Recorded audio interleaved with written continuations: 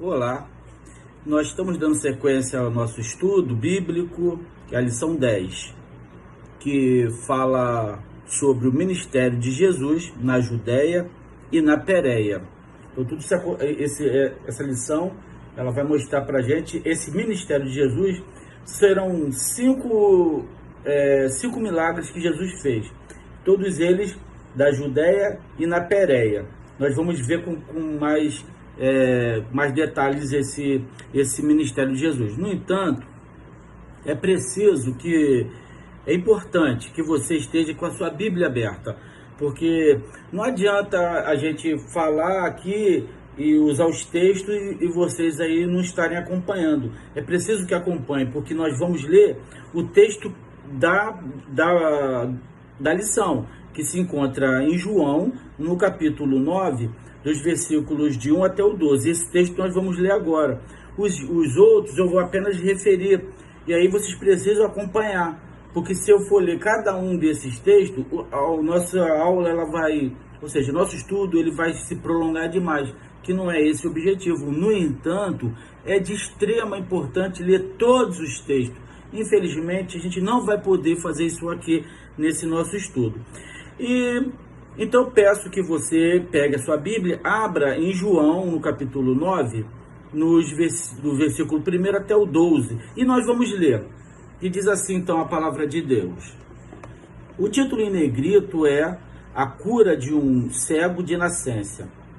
Caminhando Jesus, viu um homem cego de nascença, e os seus discípulos perguntaram: Mestre, quem pecou, este ou seus pais, para que nascesse cego? Respondeu Jesus: nem ele pecou, nem seus pais, mas foi para que se manifestem nele as obras de Deus. É necessário que façamos as obras daquele que me enviou enquanto é dia. A noite vem, quando ninguém pode trabalhar. Enquanto eu estou no mundo, sou a luz do mundo. Dito isto, cuspiu na terra e, tendo feito lodo com a saliva, aplicou aos olhos do cego, dizendo-lhe: vai, lava-te no tanque de Siloé, que quer dizer enviado. Ele foi, lavou-se e voltou vendo. Então os vizinhos e os que dantes o conheciam de vista, como mendigo, perguntavam: não é este o que estava assentado pedindo esmolas? Uns diziam: é ele, e outros: não, mas parece com ele. Ele mesmo, porém, dizia: sou eu. Perguntaram-lhe, pois: como te foram abertos os olhos? Respondeu ele: o homem chamado Jesus fez lodo, untou-me os olhos e disse-me: vai ao tanque de Siloé e lava-te. Então fui, lavei-me e estou vendo. Disseram-lhe, pois: onde está ele? Respondeu: não sei. Até aqui a palavra de Deus. Que o Espírito Santo de Deus nos ilumine agora, para que a gente possa entender um pouquinho do que esse texto nos ensina. Eu fico impressionado, cada vez que eu leio a Bíblia, eu fico impressionado com a incredulidade dos judeus. Por mais que eles tinham toda a razão em preservar as Escrituras. Os escribas e fariseus, eles tinham a responsabilidade de manter fiel a lei. Eles eram os guardiões da lei. No entanto, por ser o guardião da lei, eles tinham que cumprir a lei, eles tinham que se debruçar sobre a lei, ler, pesquisar, observar. E eles estavam tão cegos em guardar as Escrituras, que esqueceram de observar. Eles guardavam, mas não observavam a lei, mesmo porque eles nem praticavam. Era uma hipocrisia só. E aí eles viam os milagres que Jesus fazia de coisa espetacular, de forma sobrenatural, que não tinha condição nenhuma de um ser humano efetuar aquilo que Jesus fazia, de forma alguma. Nunca aconteceu e nunca iria acontecer, surgir, no caso, uma pessoa que pudesse fazer aquilo que Jesus estava fazendo no meio deles. E olha, vou dizer aí, uma observação. Eles, por conta disso, eles perderam a oportunidade não só de salvar a alma deles, que enquanto não se reconhece Jesus como Senhor e Salvador, a alma está em condenação, correto? Até aí, ok. Então, eles perderam essa oportunidade. Além disso, eles perderam a grande oportunidade de estar ali, ó, frente a frente com o próprio Deus, que estava com eles ali. Imagina se fosse nos dias de hoje, a gente ter a presença do próprio Deus Criador conosco, nos ajudando, nos ensinando. É inimaginável. Olha, seria muita bênção. Jesus apareceu para eles naquela época porque tinha que ser naquela época. Aquela foi a plenitude do tempo. Era naquele tempo que Jesus deveria aparecer. E ele estava com eles. E eles perderam a grande oportunidade de estar na presença de Deus, reconhecendo ele como Deus. Porque eles estavam, mas não o reconheceram. Então, isso ali foi a ruína deles. Pois, vocês percebam, eles estavam ali. Jesus curava, nós vamos ver aqui com mais detalhe, cada milagre que Jesus fez, coisa que era o extraordinário, era coisa sobrenatural, coisas fantásticas, e eles não conseguiam descortinar o coração para poder enxergar só um pouquinho do ministério de Jesus. Então percebam, Jesus curou cego de nascença, aleijado de nascença. Eram coisas que jamais a medicina curaria. Nem nos nossos dias de hoje, com toda a tecnologia, onde já nós ouvimos que a ciência curou uma pessoa que não tinha vista de nascença. Impossível. Impossível. Eu, pelo menos, desconheço, tá? E quando que a medicina, ela curou alguém aleijado de nascença? Eu também desconheço. E Jesus fazia esses milagres na presença deles. E eles, ao invés de pelo menos parar para raciocinar um pouquinho e ir buscar nas escrituras o que estava acontecendo, não, eles acharam melhor julgar. Isso não pode vir de Deus. Não pode vir de Deus. Isso é do diabo, porque chamava Jesus de Beelzebu, no poder de Beelzebu. Olha só, que coisa terrível que aqueles homens da lei, eles estavam vivendo. Então, vocês percebam que isso, nos dias de hoje, a gente até poderia, eu nem digo hoje a gente aceitar, porque nós temos eles como exemplo, né? Então nós temos as escrituras, nós examinamos as escrituras. Jesus disse que vai voltar. Como ele vai voltar? Ele vai vir, como está em Tessalonicenses, ele vai vir nas nuvens, né? E os que estiverem mortos ressuscitarão primeiros, né? E depois os que estiverem vivos, e todos terão encontro com ele. Essa é a história. É assim que Jesus virá. Uma única vez, um único evento, como um piscar de olhos, como um relâmpago, que todo olho o verá. Então a gente sabe que será dessa forma. Então não seria normal para a gente, nos nossos dias, ver alguém fazendo essas coisas que Jesus fazia. Se isso acontecer, nós vamos observar. E no mínimo que se faça é orar. Senhor, o que está vendo? E nós vamos buscar na Escritura, né, que nos finais dos tempos, o falso profeta, a besta, o homem da iniquidade, eles teriam poder no nome de Jesus para fazer milagres. E a Bíblia diz que, a gente vai procurar o texto aqui, que ele, se possível, iria enganar até mesmo os eleitos. Mas a gente não vai entrar nessa questão agora, não. É só para a gente entender que para aquela época, eles no mínimo tinham que procurar nas escrituras o que estava acontecendo. Então, começa uma sequência de erro. Então, nessa introdução inicial, o ministério de Jesus na Judéia e na Pérea tem início por ocasião da festa dos tabernáculos, né, em Jerusalém. Essa festa durava 7 dias. Durante esse tempo, o povo de Israel habitava em tendas para se lembrar da peregrinação no deserto depois que Israel foi tirado do Egito. Então, isso eram coisas que eles observavam, a lei. Então, tinha a festa dos tabernáculos e tinha que ir lá, fazer todo aquele ritual, passar a noite em cabanas durante 7 dias. Isso era um ritual de lei, da lei. E aí nós vamos ver rapidamente esses 5 milagres que Jesus faz, no meio deles ali, e nós vamos perceber o tamanho da incredulidade deles. O primeiro milagre é a cura de um cego de nascença e a controvérsia com os fariseus. Aí você precisa estar com a tua Bíblia aberta, que o texto que está é João, o capítulo 9, que vai do versículo 1 até o 41. Então Jesus, ele cura um cego de nascença. É esse texto que acabamos de ler.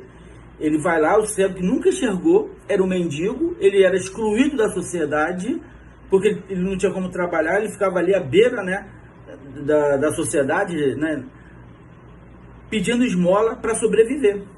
Ele estava ali. E aí Jesus vai lá, se compadece dele e cura aquela visão. E fazendo o quê? Um lodo, e colocou com a saliva, coloca nos olhos dele, e ali ele abre os seus olhos. O que eles viram ali, o que eles presenciaram? Aquelas pessoas que estavam ali viram o sobrenatural acontecer. Então uns acreditaram, olha, é de Deus, e começaram a dar glória a Deus. Por quê? Porque aquele homem, eles sabiam que ele era cego de nascença. E aí eles ficaram maravilhados com aquilo ali e acreditaram em Jesus. E outros preferiram fazer fofoca, foram lá correr para contar o que aconteceu. Mas esse milagre que Jesus faz, ele nos dá uma lição. Porque quando ele aparece de volta para esse cego, ele pergunta, você acredita? Ele encontra com o cego depois, né? E aí ele pergunta, você acredita no Filho do Homem? Ele fala, eu creio. Essa foi a maior cura, a cura espiritual. Porque se ele não acreditasse, a maior doença dele continuaria a cegueira espiritual. E ele fala, eu creio. Então, os olhos espirituais daquele cego se abriram quando Jesus pergunta para ele, você crê no Filho do Homem? Ele, eu creio. E isso cabe para nós hoje. Deus, Jesus Cristo, ele tem feito milagres na nossa vida. Nós temos que ter um coração voltado para aquele que nos chamou das trevas para a luz, daquele que converteu o nosso coração, daquele que nos chama de filho, nos chama de irmão e diz que nós vamos reinar com ele. Nós somos co-herdeiro com Jesus Cristo. Isso é ter uns olhos espirituais, né? Olhos espirituais, para que a gente possa entender e discernir o que vem de Deus. Então nós saímos da cegueira que nós estávamos, que nós éramos cegos, mortos nos nossos delitos e pecados. E Deus nos deu vida e vida em abundância em Jesus Cristo. Então, aquele cego, ele foi curado fisicamente e espiritualmente. Nós também fomos curados fisicamente. Nós éramos cegos? Não, mas nós fomos curados espiritualmente. E hoje nós vemos Jesus Cristo com os nossos olhos espirituais. Então essa fica assim uma lição para esse primeiro milagre que Jesus Cristo fez. O segundo milagre é uma mulher, ela foi curada num sábado. Mulher encurvada, curada no sábado. E aí houve uma controvérsia sobre o sábado. Então agora eles já começam a voltar o olhar, não mais pela cura, mas pelo sábado. Não pode se fazer obra no sábado. Onde já se viu isso? Então, nossos irmãos adventistas, que nos perdoe, mas Jesus Cristo veio para abolir o sábado. Ele vem dizendo que ele é maior do que o sábado. Então havia ali agora uma briga sobre o sábado. Não se pode fazer obra nenhuma no sábado. No entanto, eles mesmos faziam, não cumpriam a lei, porque eles iam no mesmo sábado, eles iam fazer coisas que no sábado não poderia fazer, mas tinha que fazer. É levar o animal para beber água, é fazer uma coisa. Eles descumpriam a lei por benefício próprio. Mas percebam, curar uma mulher que há 18 anos ela vivia sob o jugo, né, de Satanás, Percebam a hipocrisia, isso não poderia fazer no sábado, deixa para outro dia, existe 6 dias na semana para fazer esse milagre, não precisa fazer hoje no sábado. Então, quer dizer, a mulher poderia esperar, mas os animais deles poderiam ir beber água, os jafazeres deles poderiam, né? Então isso é hipocrisia, é uma tremenda hipocrisia o que eles estavam ali ensinando, e sem praticar a lei. E sem contar, que a gente também não pode deixar, uma observação que a gente não pode deixar de atentar, é que nem toda doença ela é provocada pelo diabo, provocada por Satanás, nem toda doença. Tá certo, né? A apostila ela não diz isso, e é uma verdade também, não é? Porque nem sempre toda doença é provocada pelo diabo, por Satanás, nem toda. Mas algumas delas podem até ter algum sentido. No entanto, nós como seres humanos, nós não temos como distinguir. Então é possível que vá lá, é possível não, é necessário que vá se buscar um médico, vá se buscar uma cura para aquilo ali, e dependendo da coisa, a gente vai entender um pouquinho, ó, isso aí, se buscasse uma igreja, se fosse lá buscar Jesus Cristo, isso aí a gente poderia dar aquele pitacozinho, ó, isso aí é coisa espiritual, mas não cabe a nós isso, tá bom? O certo é buscar um médico, porque ele é o profissional da saúde e é a pessoa mais qualificada para dizer, para dar o diagnóstico da doença, tá bom? A gente não pode generalizar. O terceiro milagre é a ressurreição de Lázaro. Olha, esse milagre é espetacular, espetacular. Jesus, ele estava há 4 dias de Lázaro. Eu vou ler esse pedacinho aqui da apostila, porque é interessante, porque Jesus está há 4 dias, ele demora 4 dias para chegar até Lázaro. Então, chega a informação a ele que Lázaro estava doente. Aí ele, tá, beleza, está doente. Mas Jesus já sabia o que ele ia fazer. Ele já sabia o que estava para fazer, para acontecer. Então ele continuou com seus discípulos, tranquilamente, e aí ele se demora ali 2 dias. Então, depois é que ele vai ter com Lázaro. Então, a nossa lição aqui, deixa eu pegar aqui para a gente... Esse é um texto bastante interessante. Então, esse texto está em João. O texto da mulher, para vocês não deixar de ler e buscar, da mulher encurvada, está em Lucas, tá? No capítulo 13, de 10 até o 17. Olha, se vocês tiverem alguma dúvida, se vocês quiserem fazer alguma pergunta, não precisa guardar no coração, não. Deixa a pergunta no chat, que nós teremos todo um cuidado de responder, tá bom? A gente está passando, né, rapidamente, para que a gente possa dar uma ilustrada nesses milagres que Jesus fez. Então, voltando aqui, o terceiro milagre é a ressurreição de Lázaro.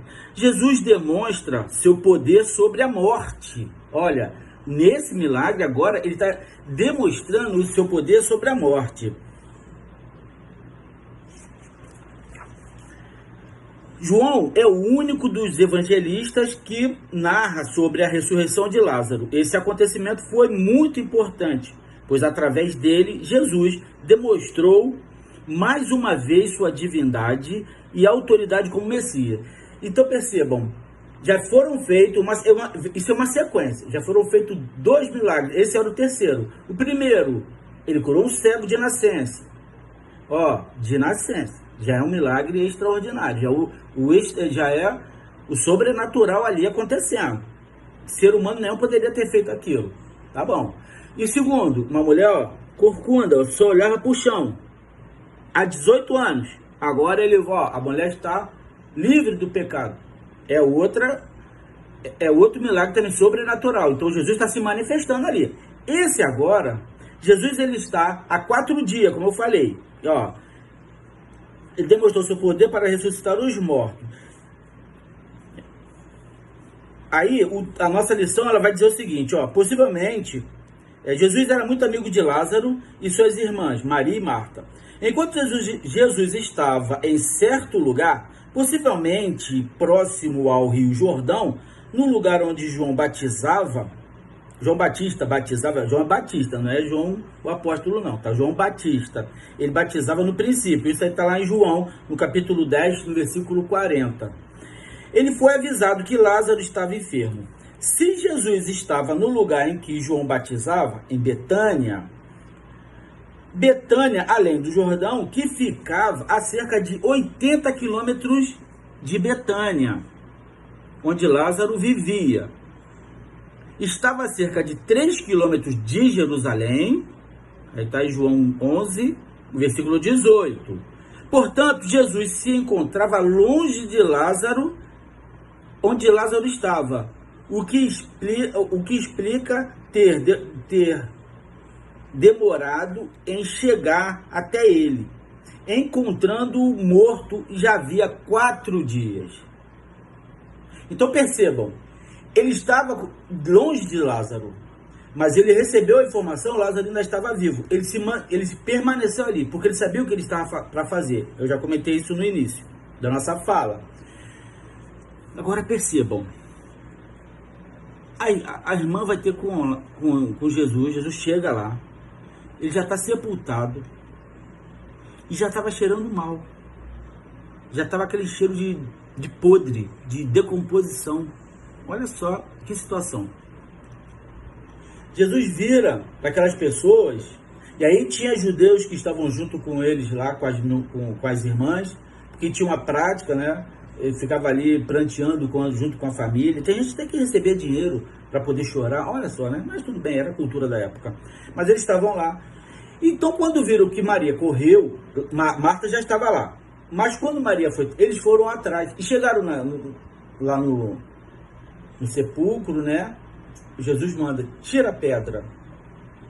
Aí, mas Senhor, já está com cheiro ruim, já está em decomposição, não faz isso não. Nesse momento, olha só, houve aí, da parte de Marta, uma certa... Porque olha só, deixa eu pegar um texto aqui, para a gente poder entender essa parte que eu quero deixar isso bem claro. Olha só. Ao chegar à entrada de Betânia, Jesus é recebido por Marta. Percebam, porque essa parte é importante. É recebido por Marta. A controvérsia, a conversa entre os dois é muito importante para o entendimento do propósito do milagre. Marta afirma, olha, presta atenção, Marta afirma crer em Jesus Cristo como sendo o Cristo. Ela fala que ele acredita como sendo o Cristo, Filho de Deus, que devia vir ao mundo. Ela cria que Jesus podia ter impedido que Lázaro morresse. Ou seja, ela falou assim, Senhor, você é o Filho de Deus, eu acredito nisso. Mas se o Senhor estivesse aqui enquanto ele estava assim, o Senhor teria poder para impedir que ele morresse. Olha só, vou continuar aqui. Isso está lá em João 11, de 21 ao 22, né, os 2 versículos. Além disso, cria que Lázaro ressuscitaria no último dia, que ela fala, eu creio que no último dia ele vai ressuscitar. Não foi isso que ela fala? Então ela acreditava nisso também. E que Jesus era a ressurreição da vida, porque tu és a ressurreição da vida. No entanto, essa era a parte que eu queria deixar claro aqui. No entanto, quando Jesus estava prestes a realizar o milagre, parece que Marta tinha alguma dúvida de que Lázaro pudesse ser ressuscitado. Era essa parte aí. Com tudo isso, parece que ela tinha alguma dúvida que Lázaro poderia ser ressuscitado naquele momento. Por isso que ela fala, Senhor, já cheira mal, não precisa mais, ele já está morto. Então ela acreditava que Jesus Cristo é o Filho de Deus, que ele era a ressurreição da vida e que ele iria ressuscitar Lázaro nos últimos tempos, com todos os mortos. Existia talvez uma dúvida no coração dela que Jesus poderia ressuscitar Lázaro naquele momento ali. Entendeu? E aí, Jesus, então, o que ele faz? Ele manda tirar a pedra e chama Lázaro. Lázaro. E Lázaro sai. Eu fico imaginando, já que já tinha cheiro, né, um cheiro forte, né, de podre, de carne estragada, de decomposição, eu fico imaginando que automaticamente todo aquele cheiro some. Quando Jesus Cristo fala, Lázaro, quando ele chama Lázaro para fora, o corpo dele começa a se recompor. Começa a se recompor. Porque diz que quando ele está saindo, ele está todo enfaixado. Aí fala, desatai-o e deixai-o ir. Cadê o cheiro? Onde estava o mau cheiro? E que coisa assombrosa é essa? 4 dias de morto. Já estava 4 dias sepultado. Que maravilha é essa? Que sinal é esse? Diz para mim. Nem o diabo pode fazer isso. Nunca. O diabo pode fazer nada. Ele não tem poder para isso. Só pode fazer aquilo que Deus manda, determina e permite que ele faça. Então somente Deus pode fazer isso.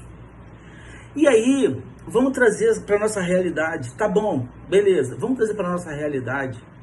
O que tem de impossível na sua vida, na minha vida, que encurta a mão de Deus, que impede que Ele haja?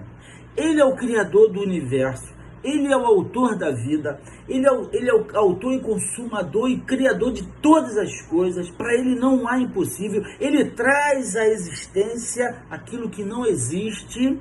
Ele faz esse milagre, Jesus Cristo faz esse milagre maravilhoso, que é a verdade, está na Bíblia, e nós cremos que foi exatamente desse jeito. E eu te pergunto, qual é o problema que você tem na sua vida hoje que você que coloca dúvida se Jesus tem poder para realizar, para resolver? A gente não pode deixar nós não podemos deixar de nos lembrar de que Ele é Deus, que Ele é soberano. E dentro da soberania de Deus, dentro dos seus atributos, Ele faz como Ele quer. Ele faz como Ele quer. Porque se fosse assim, nenhum crente morreria, nenhum crente passava necessidade. O crente ia viver para sempre aqui. Nós vamos viver para sempre, sim, mas lá na eternidade. Nesse mundo nós passamos por aflições, certo? Mas tem de bom ânimo, porque eu venci o mundo. Jesus Cristo fala isso no próprio livro de João. Então, a gente precisa ter esse entendimento, mas entender que Jesus Cristo, que o Espírito Santo que está conosco e em nós, ele tem poder para fazer infinitamente mais do que a gente possa imaginar. Então, esse milagre, essa ressurreição de Lázaro, além de mostrar que Jesus Cristo é Deus e ele tem o domínio sobre a morte, ele diz para nós hoje que para ele não há impossível. Fica essa lição para o seu coração e para o meu. O outro milagre, né, é o quarto milagre aqui, a cura de 10 leprosos. A cura de 10 leprosos, né? A cura de 10 leprosos. A salvação alcança um estrangeiro. Então, a cura de 10 leprosos. 10 leprosos foram curados. E a salvação, ela alcança um estrangeiro. Nós vamos saber com mais detalhe. Isso está em Lucas, no capítulo 17, dos versículos de 11 até o 19. O que isso está dizendo para nós? O que isso vem dizer para nós? Primeiro, vou dar uma lida no texto, só para dar uma clareada aqui na mente, e que vocês possam entender um pouquinho sobre isso. Vamos lá, aqui. Na história harmonizada dos evangelhos, a cura dos 10 leprosos, no que se refere aos milagres relatados, ocorre depois da ressurreição de Lázaro. Ou seja, a sequência, como eu falei. Jesus estava a caminho de Jerusalém, via Pérea, e ao passar pela divisa entre Samaria e Galiléia, saíram ao seu encontro 10 leprosos que clamavam, dizendo: Jesus, mestre, compadece-te de nós. Esses homens eram de regiões diferentes. Pelo menos um deles era samaritano. O texto fala isso. Um deles era samaritano. Embora não seja revelada a origem dos outros, possivelmente alguns, se não todos, eram judeus. Por que se não todos? Inclusive o samaritano. Porque em Samaria, os judeus e samaritanos não se davam bem, porque em Samaria houve uma mistura uma mistura de judeus com outras raças. No entanto, lá também tinha judeus, só que eram misturados, tá? Então, eles, Jesus não toca neles, Jesus não faz nada, somente manda eles, vai e se apresenta ao sacerdote. Para quê? Servir de testemunho e para que eles passassem pelo processo de purificação e fossem reintegrados à sociedade. Então aí tem um processo da obediência. Ele não fez nada, só mandou eles irem. E eles foram. E no caminho eles foram curados. E nós não podemos nos esquecer que a lepra era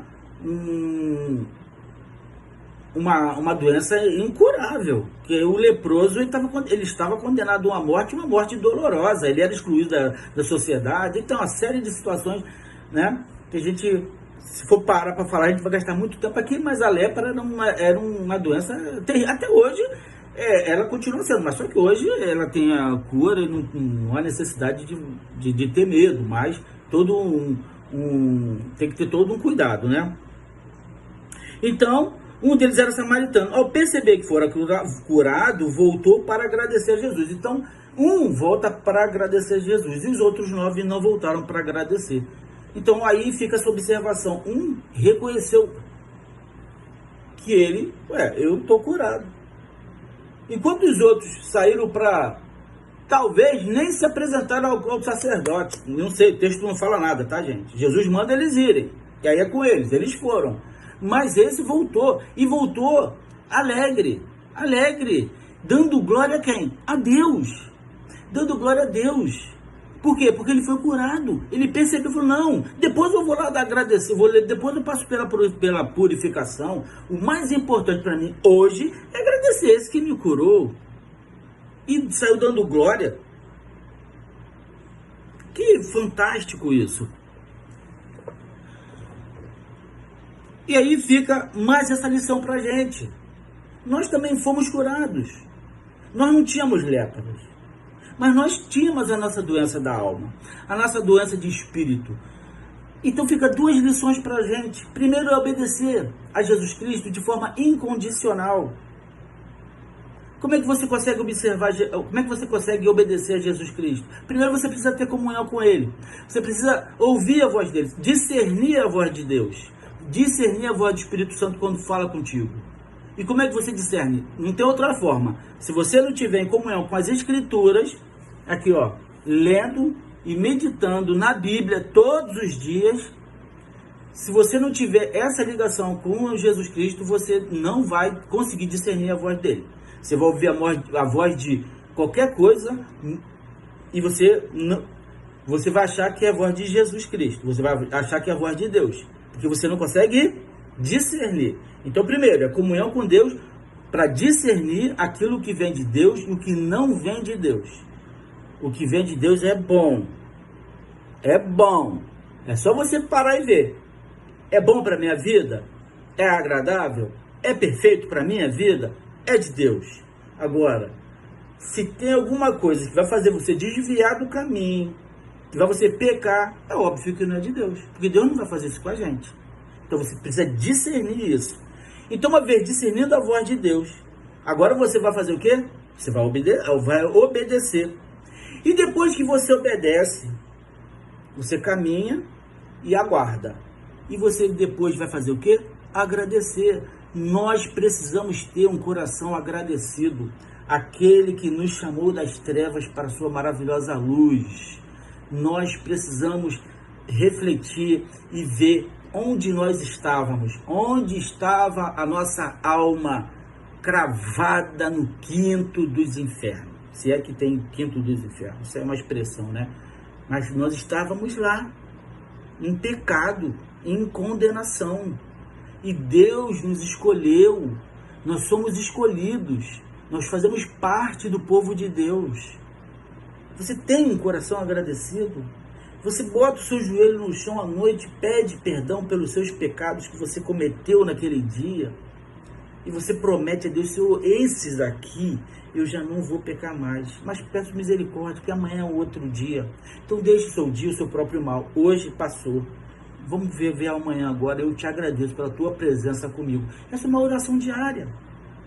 Então, obedecer e ter um coração agradecido.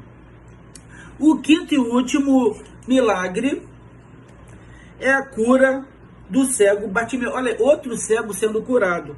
Então, Jesus cura um cego de nascença. Jesus cura uma mulher que estava encurvada, olhando para o chão. Jesus ressuscita Lázaro depois de 4 dias mortos. Jesus cura 10 leprosos, apenas um voltou.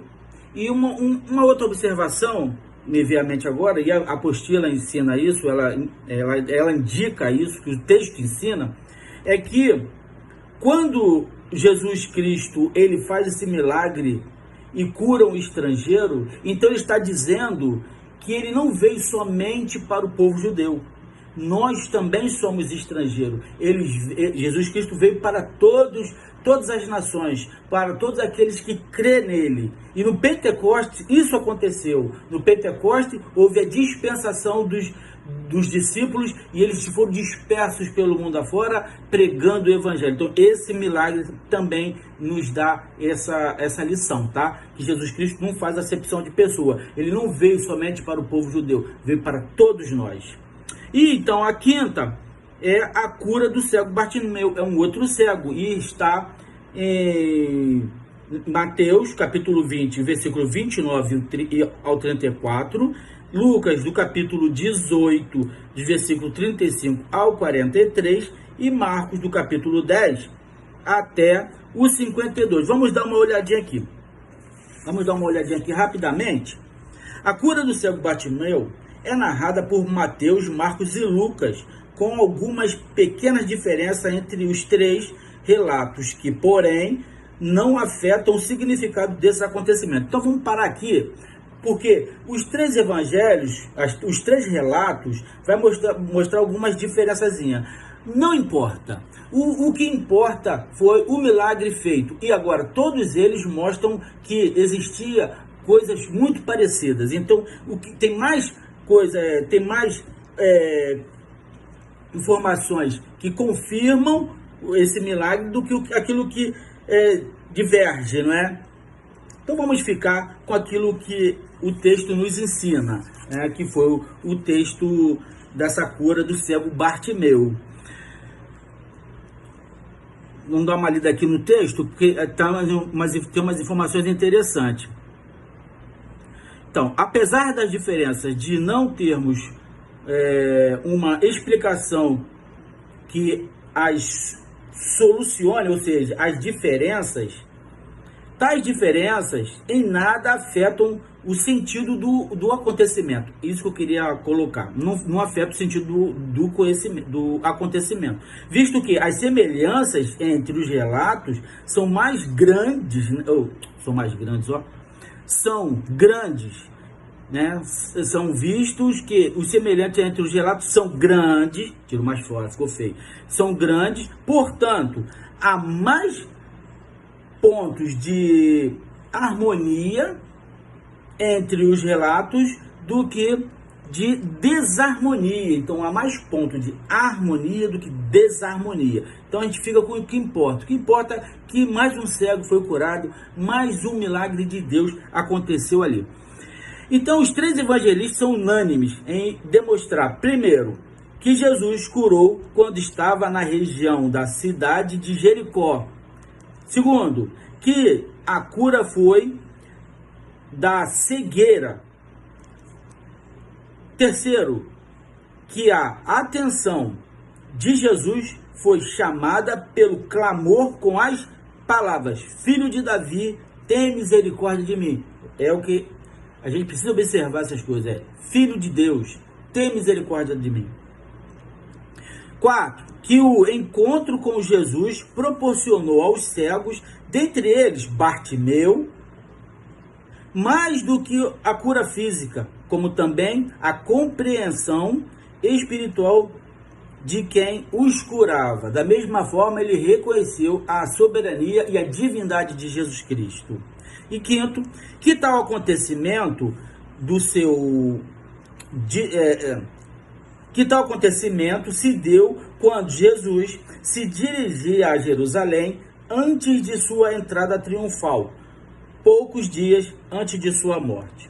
Com o resultado da cura realizada, Deus foi glorificado tanto pelos cegos, como por toda a multidão que seguia Jesus Cristo. Então, todos esses eventos, sempre Deus foi glorificado. Em nenhum momento o ser humano atraiu para si algum tipo de glória. Eles glorificavam a Deus. E o próprio Jesus Cristo, mesmo ele dizendo em particular para os seus discípulos, dizendo, eu sou ele se revelou para a mulher samaritana, mas na maioria das vezes ele sempre glorificava o Pai, aquele que o enviou. E nós da mesma forma precisamos sempre glorificar o Pai através de Jesus Cristo, e nós temos que agradecer pela presença do Espírito Santo que está em nós e conosco, nos dando esse entendimento. A conclusão e aplicação eu vou ler da forma literal, conforme está na nossa apostila, porque é bastante interessante.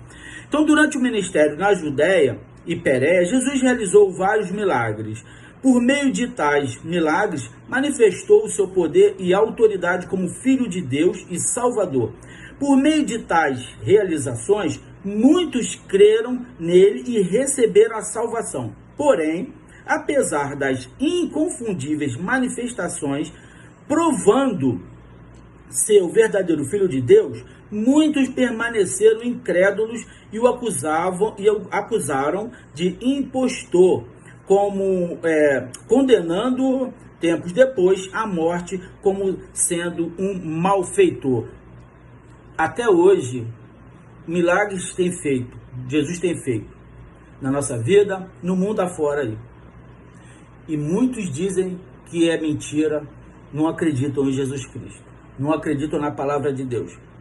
E quando isso acontece, é um pecado que não tem perdão. É chamar Deus de mentiroso. É não crer nas Escrituras. E até hoje isso acontece. As pessoas vêem e não acreditam. Não acreditam no que estão vendo. Coração endurecido para a palavra de Deus. E qual é a aplicação para a nossa vida? Diante desse exposto, você crê firmemente que Jesus é o Filho de Deus, o nosso Senhor Salvador? Você acredita nisso? Então vá lá e fale para o mundo do amor de Deus, de tudo aquilo que Jesus Cristo fez na sua vida. Dê o testemunho desses milagres. Desses estão escritos, mas dê o testemunho daquilo que Jesus Cristo fez na sua vida. Fala para as pessoas, mostra o amor de Deus na sua vida. Agora, para mostrar o amor de Deus na sua vida, você precisa realmente reconhecer a soberania de Deus em você. Você precisa reconhecer que Jesus, ele é Deus, o Filho de Deus. E aí, para encerrar a nossa lição, a gente vai resumir essa lição em uma frase, ó. Os milagres de Jesus têm o propósito de demonstrar sua natureza divina, sua autoridade e seu poder sobre todos os seres e fenômenos, sejam físicos ou espirituais. Que Deus nos abençoe. Que Deus te abençoe. Que você possa olhar para as Escrituras, olhar para os acontecimentos, para aquilo que Deus tem feito na sua vida, principalmente na vida da igreja, e você glorifique a Deus por tudo isso. Porque se tudo isso está escrito aqui, é para nossa edificação, para que a gente possa sair e fazendo aquilo que Jesus Cristo mandou, ir de pregar o Evangelho, dê o testemunho de um crente, de um filho de Deus. A minha oração, que ao término desse estudo aqui, ainda que seja eu falho, mas que o mais importante é que você entenda e compreenda de coração que eu e você, que a igreja do Senhor, ela precisa estar centrada na palavra de Deus como uma verdade na nossa vida. E jamais a gente coloque dúvida assim como Marta, coloque dúvida no poder de Deus. Que Ele assim te abençoe, em nome de Jesus. Mais uma vez eu digo e repito, se tiver alguma dúvida, não se preocupe, coloque a dúvida no chat. Muita coisa ainda tinha para falar aqui, mas é que se fosse pessoalmente, né, presencialmente, nós teríamos mais como falar um pouco mais e esmiuçar mais esse assunto que é tão importante. Afinal de contas, foram 5 milagres, cada um deles com as suas características, mas como é de uma forma virtual, a gente faz só uma síntese. Então, mais uma vez, que Deus te abençoe. Em nome de Jesus, amém.